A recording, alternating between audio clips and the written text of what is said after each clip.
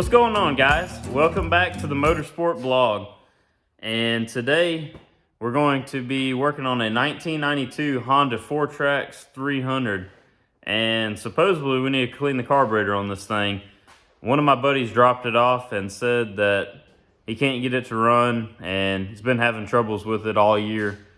And so we're gonna tear the carburetor apart on this thing, pull the tank, whatever it takes to get to the carburetor, and I'll show you guys every step of the way. It's a pretty nice machine. Little backstory to it. Apparently his grandpa, I think was what he said, bought this thing brand new and used it on his farm up in North Georgia. So it's a pretty nice machine. You can tell it's pretty well taken care of its whole life. So pretty nice and pretty cool. We get to have the honor to work on this thing. But yeah, let's show you guys this thing. All right, guys. Here this thing is. You can tell it's got some evidence of being used as a farm unit, so it's very respectable, I'll say that. It's a pretty nice machine. All the racks pretty straight on it. Plastics are all pretty straight, all clean, all there. Tank is a little bit discolored from the rest of the bike, but like I said, I think it's just all years of being used, and overall, it's a nice machine for as much as it's been used and worked, I'm sure. So, but, well, I guess we're going to tear into this thing and see what we find.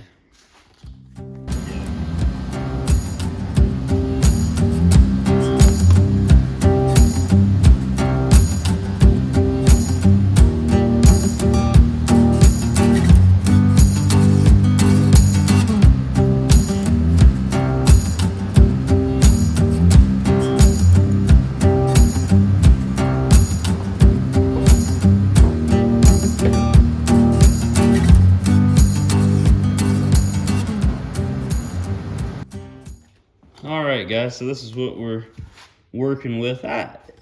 It's not too bad to get this to this carburetor.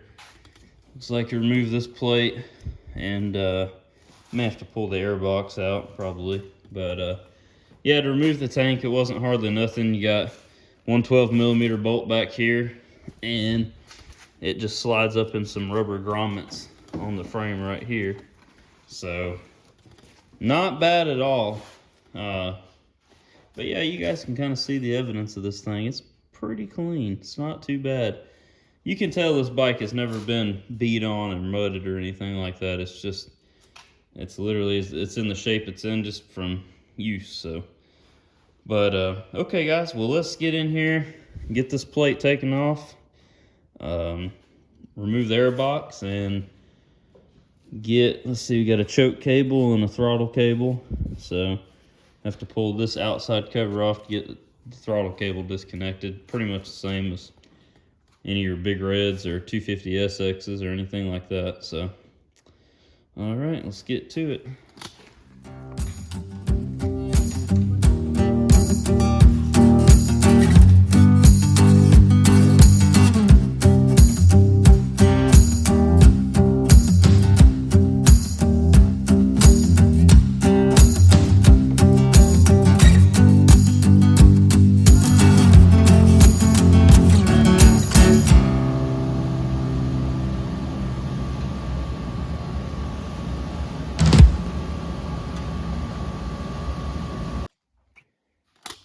Alright guys, I think I'm just going to leave the air box in there, honestly.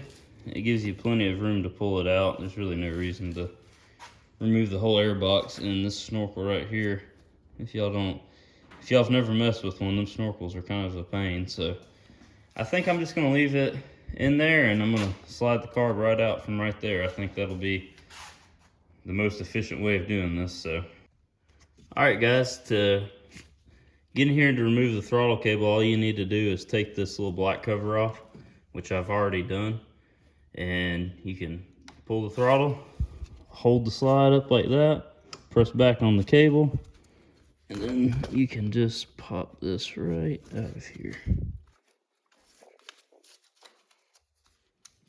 Just like that. And then just unscrew it up here at the top. And on this side, you've just got there's like a plastic nut right down here, right where my finger's at. And you just unscrew it out and the slide for the choke comes right out of there.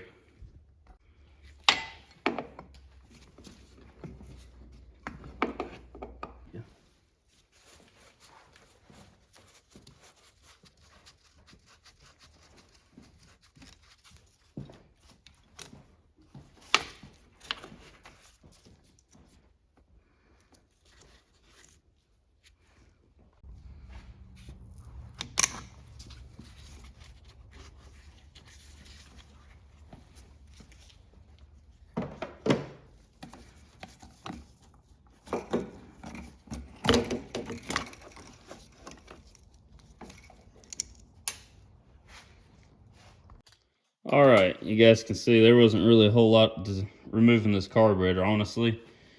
It was easier than trying to get a carburetor off of a Big Red or a 250SX, so probably had figured out things over the years to making it a little easier on people. But yeah, let's get this thing tore apart, get the bowl off of it, and see what kind of mess we're dealing with inside of it.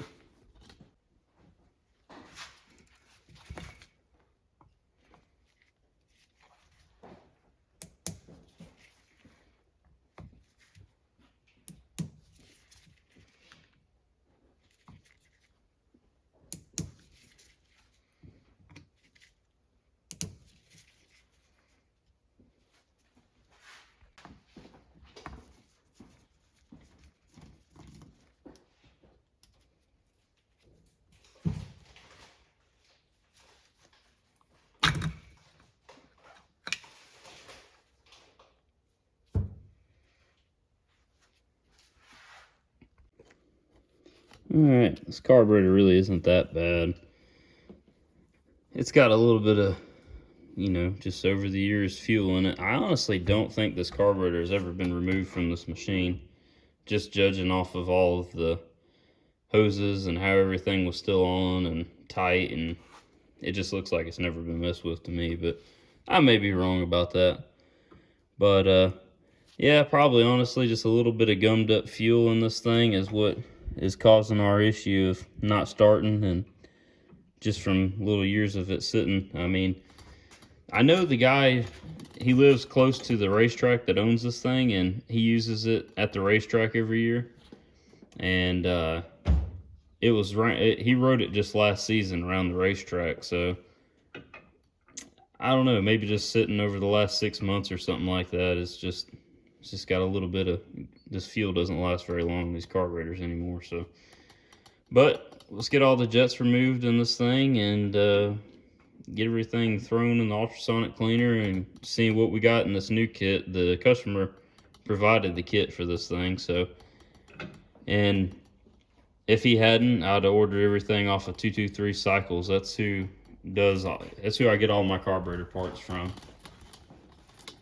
Right there, man, Curdy Eldridge. So I've met him a few times at Trike Fest, and the dude is super cool. He if y'all have ever been to Trike Fest, you know that the entire time there he just spends pretty much just working on stuff. So, but super good dude, super nice, and he'll literally do anything for you. I've talked to the man probably 3 or 4 times on the phone, and each time we've talked for 45 minutes to an hour long. So super good guy. If you get a chance to need carburetor parts, definitely go over and support 223 Cycles.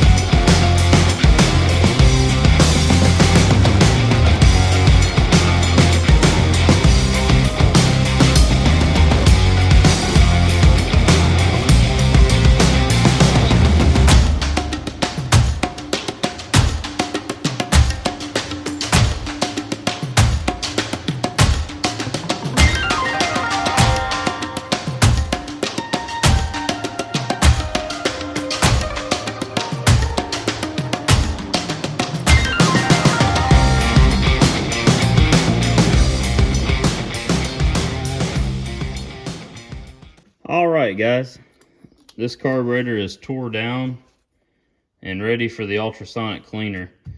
Whenever you're rebuilding a carburetor, I always like to take the air mixture screws out, and this one was set at 2.5. And I think what a lot of people don't realize is on air mixture screws, they've got that little rubber O-ring at the very end. You need to make sure you get those out if you're going to rebuild it and, you know, do it the right way. But the O-ring goes first, the metal washer, then the spring. And it's so when you're tightening, adjusting this air mixture screw, that spring doesn't get up against that O-ring and twist the O-ring all up. That spring is to ride on that metal washer that pushes pressure against that O-ring. So I see a lot of YouTube videos of people showing how to rebuild carburetors, and I always feel like they always leave out those little fine little details, and you'll put your machine back together and you'll have a random walking idle and you just don't know why, and 90% of the time it's because that little O-ring is missing in there. So just keep that in mind. But this one doesn't really look that bad. All the holes look, you know, all the jets look clear. I don't see anything blocking anything, so it's not that bad. I think it just needs a good once over and to be clean. If anything, probably this jet is probably causing an issue, but that one, I think this is the idle jet and it looks pretty clean. So, or the startup jet, I guess you should say. So yeah, we're gonna get this thing put in the ultrasonic cleaner and get it all cleaned up and put new seals and stuff in it. Yeah, and it'll be ready to go back together, and we'll see how this thing runs. I went ahead and took all this out. You don't want this going in the ultrasonic cleaner. That's very soft rubber, and that ultrasonic cleaner, any of the cleaner in there will kind of eat it up. So yeah, just go ahead and fully disassemble it, you know. That way when you get done, you can take compressed air and blow through every orifice in it. That's what I usually do whenever I clean a carburetor, is I hit anything that has a hole that I can find. I go ahead and blow it out and make sure everything's clean and ready to put back together. So literally it can be the smallest things causing these carburetors to run like crap. So, but all right guys, let's get this thing dipped into the ultrasonic cleaner and get going.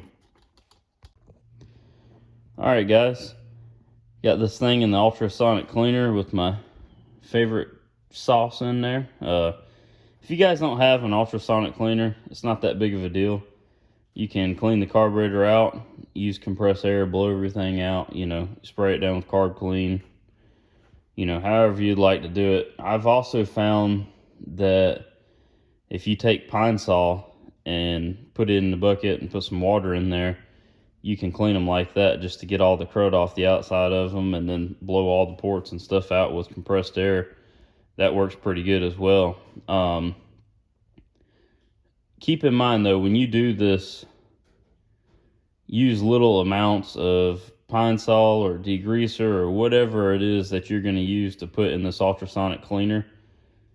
Don't use a lot because it'll discolor these carburetors quick. So just be mindful of what you put in there, and you know, let it soak and just keep putting it on cycles and keep letting it clean. But yeah, I just be mindful what you put in there. I have had some carburetors get really discolored, and they're still usable, but they'll discolor and look like crap. So all right guys, remember on this to get your O-ring, washer, spring, and then put your new O-ring on there.